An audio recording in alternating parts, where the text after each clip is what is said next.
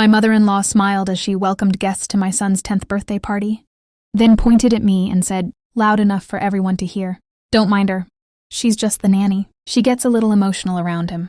A few people laughed politely. I didn't say a word. What none of them knew was that I was standing there holding the sealed envelope. The family court had mailed me that morning. And before the birthday cake was cut, everyone in that backyard was about to learn exactly who I really was. My name is Emily Carter. I'm 32 years old and my son Noah had just turned 10. We live outside Nashville, Tennessee. If you'd walked into that birthday party without knowing our family, you probably would have believed my mother-in-law, Linda. I was the woman filling juice boxes, tying balloons, wiping frosting off little faces, and making sure every child had a slice of pizza. Meanwhile, Linda greeted every guest like she owned the place. The truth was, I had raised Noah since the day he was born. I was his biological mother. There had never been an adoption.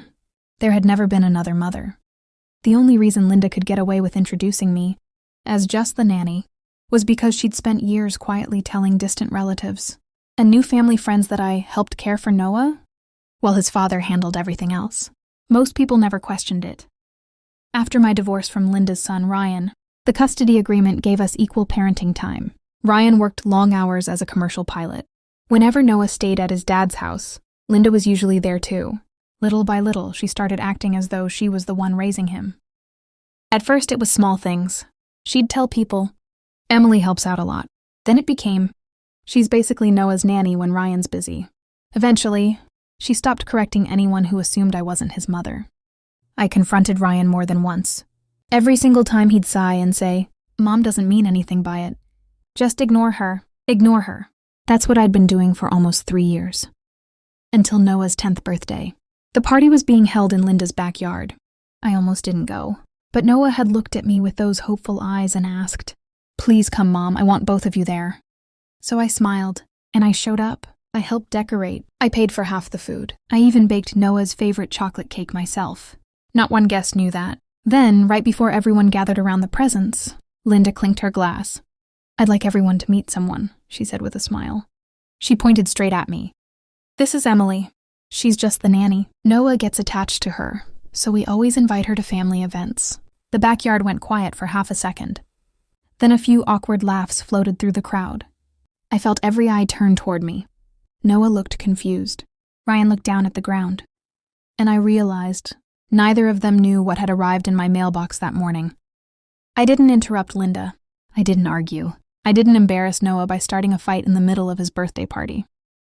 Instead, I quietly reached into my purse and pulled out a large, sealed envelope that had arrived from the county courthouse less than 2 hours earlier. I hadn't even planned to open it at the party.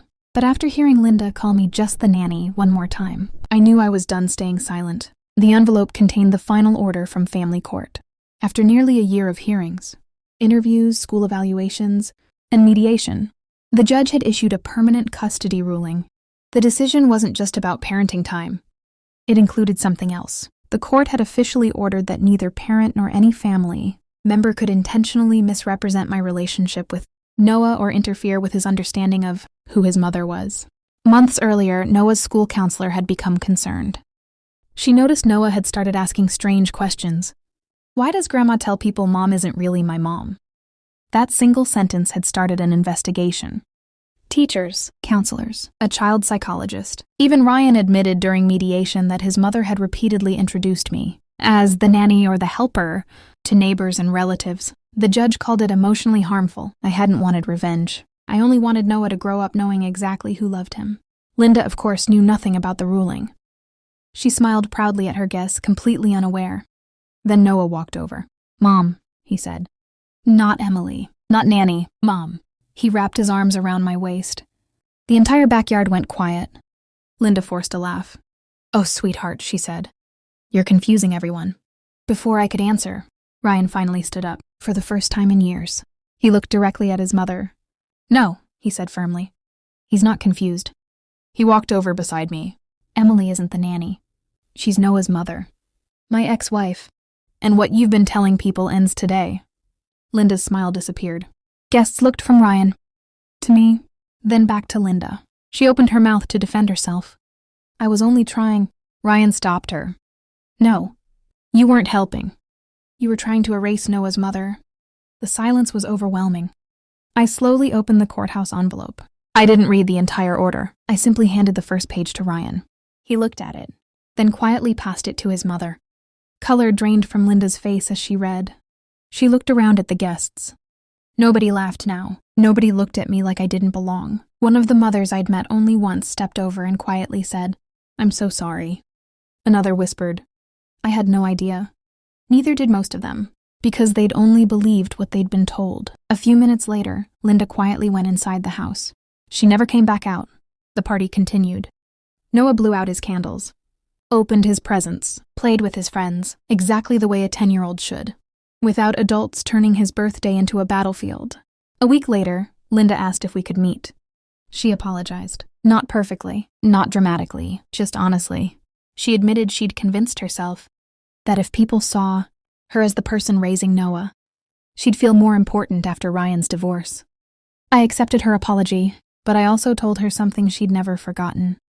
Grandmothers are irreplaceable, but mothers are too. Today Noah is older. Every birthday he still asks me to bake the same chocolate cake.